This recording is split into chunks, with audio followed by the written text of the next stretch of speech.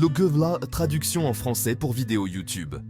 Assalamu alaikum, chers frères et sœurs. Aujourd'hui, je souhaite vous partager les secrets d'une sourate très spéciale du Coran, la sourate Al-Kahf. Cette sourate, la 18e du Coran, compte 110 versets.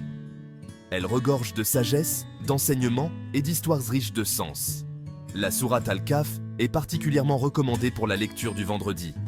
En effet, le prophète Mohammed, paix et bénédiction sur lui, a dit « Celui qui récite cette sourate le vendredi sera illuminé par une lumière divine entre les deux vendredis. Imaginez, une lumière céleste qui vous guide tout au long de la semaine. » Cette sourate relate principalement 4 histoires. Les compagnons de la caverne, l'homme aux 2 jardins, Moussa et Khadr, et Dhul Qarnayn. Chaque histoire nous transmet une leçon précieuse sur la foi, la patience, la gratitude et la puissance d'Allah. Prenons l'exemple des compagnons de la caverne. Ce groupe de jeunes hommes pieux s'est réfugié dans une caverne pour échapper à la persécution. Allah les a plongés dans un sommeil de plusieurs siècles pour les protéger. Cette histoire nous rappelle la force de la foi et la protection qu'Allah offre à ceux qui croient en lui. L'histoire de l'homme aux 2 jardins nous enseigne l'humilité et la gratitude.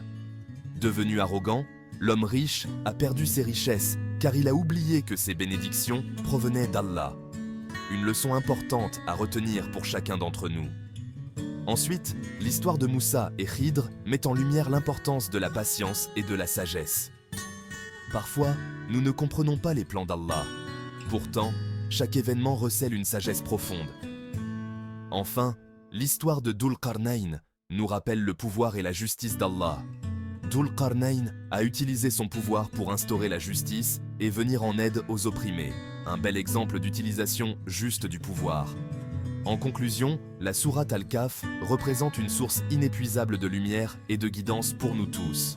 Prenez le temps de la lire, de la méditer et de la mettre en pratique dans votre quotidien. Qu'Allah nous guide et nous protège tous.